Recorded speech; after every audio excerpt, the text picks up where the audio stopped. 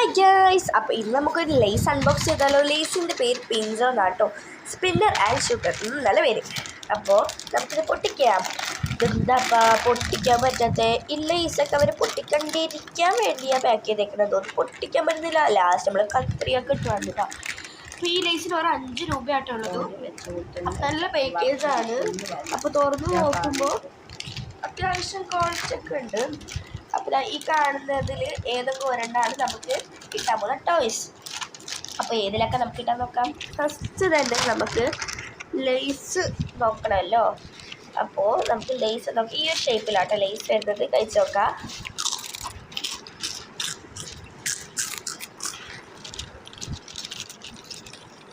അപ്പോൾ നമുക്ക് കിട്ടിയത് തോക്കായിരുന്നു കേട്ടോ. ഇത് പറയും ടേസ്റ്റ് നല്ല രസമുണ്ടായിരുന്നു ലേസിൻ്റെ. Bye bye.